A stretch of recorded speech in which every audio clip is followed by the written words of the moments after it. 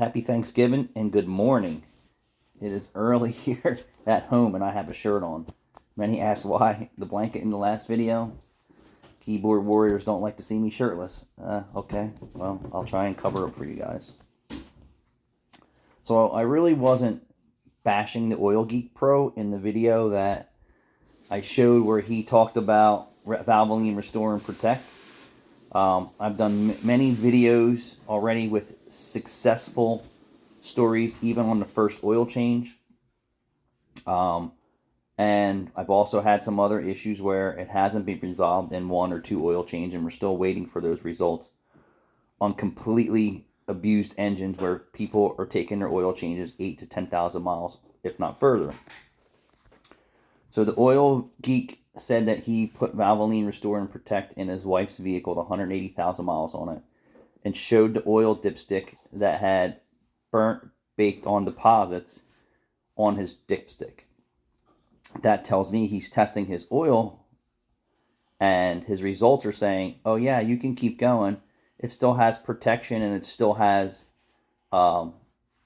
viscosity, and it's still protecting, right? So that's why he's going to 10,000 miles. There's no ands, ifs, or buts about it. He said 10,000 mile oil change in his test results. And he's using laboratory testing to maintain his engine properly. But his engine oil dipstick is telling you otherwise. It's telling me that there's too much fuel dilution and deposits suspended in vapor, if not in oil, and it's throwing it up past the oil level on the oil dipstick. So if you notice the bottom of the dipstick, it was fairly clean, right? But above that, in suspension, in the crankcase positive pressure, right, it's circulating deposits that the oil filter and the oil can no longer trap. So he's missing a piece of his laboratory testing, and it's no excuse because he is the oil expert. And he's advising people with internal combustion engines for the best practices and information for the engine oil. Not necessarily what's best for the engine. So when he said 10,000 miles, I'm like, oops, well, that explains why you have varnish and baked on sludge on your dipstick. And if it's on your engine dipstick, it's throughout your engine, and your oil control rings have suffered. No doubts about it. So the more blow by that you have, right, and you have the less oil control, the filter can't do its job because of the microns, and the oil can't hold the larger particles in suspension. Now they're in oil vapor, right, because the oil's slinging around, combustion's going on, and that is suspended in the crankcase ventilation system. As you all know, the cleaner the engine oil, the less that's going to happen. So he is leaving deposits behind in his engine. As an oil professional, is not a good thing to tell the public when you're that guy, right? Same thing with me. If I pull my 300,000 mile Sequoia dipstick out and I say, ooh, look at me, right? And my engine oil dipstick is burnt black after all the live technical data that I give you, and says, these are problems with people overextending their oil changes. There's no way around it. He didn't go and color that dipstick. He's using laboratory results to say that, oh yeah, your oil's still good for 10,000 miles. No, it's not good for 10,000 miles. People who are taking advice from oil people, in my opinion, don't want to have deposits and sludge inside their engine. This is just my professional opinion. And I'm sure you all agree, or you wouldn't be watching a guy that supposedly is the oil expert, but is he giving you 100% of the right advice? I'm going to tell you, no, not all the time. 10,000 miles for his particular vehicle that his wife drives, in the conditions that she's doing, and the maintenance practice he's doing, is his oil dipstick is telling another story. And Valvoline Restore and Protect works, and you don't need the oil guy to tell you that.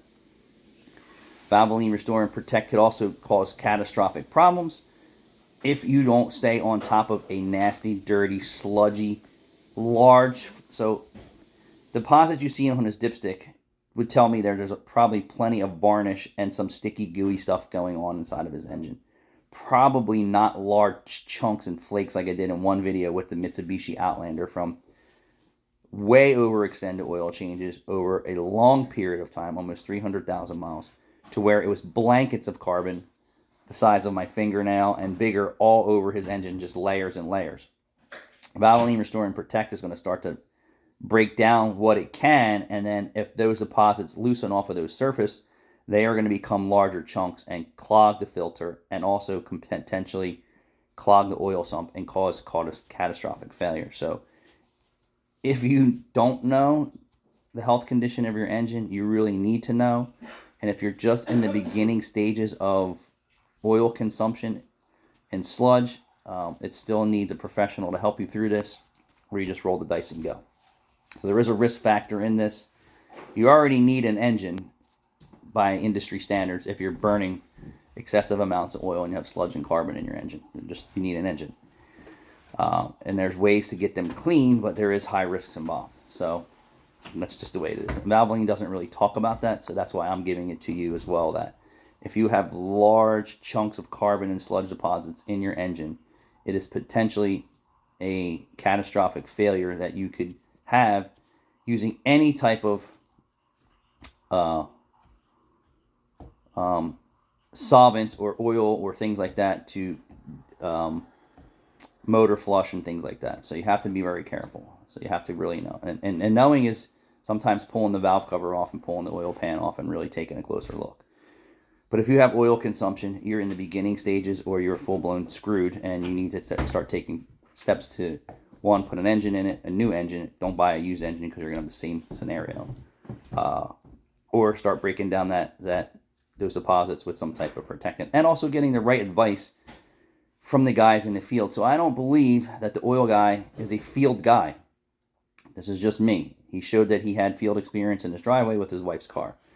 But he's in a lab testing oil and saying, well, yeah, you can go, you're still good at 7,500 and, you could probably go 10. That is just bad advice to me. I'm going to tell you, stick to the 3,000 to 5,000 mile rule. Monitor the color of your oil, monitor the oil filter. And you can tell by yourself, not needing to be a professional, saying, hey, this oil went in clear, and in 3,000 miles, I watched it go from clear to dark. At 4,000 miles, it's black. It can no longer hold the microparticles suspended in the oil. Now that's going to wind up suspended in crankcase vapor and being deposited throughout your engine. It's all in what your oil and filter can do, and you have to watch the oil. Even though it's still lubricating, it's still protecting, it's not picking up metals, it's not picking up those larger deposits. And the Oil Geeks vehicle was exactly that.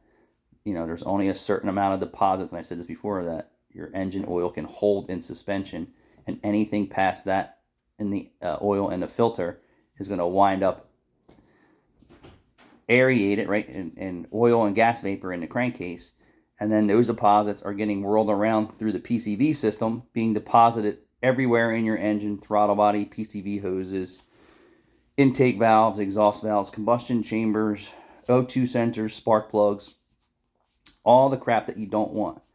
Now, clean oil will continue to move, right, and won't leave deposits behind. That just makes sense.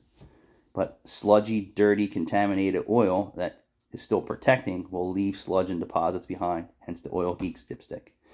So I want to give you good advice. When I see something that is off, I'm going to bring it to your attention so that your eyes are trained to see the things that other people may or may not see or care about, and just say, hey, let me just check my wife's oil dipstick, knowing that it looked like he dipped it in a mud puddle.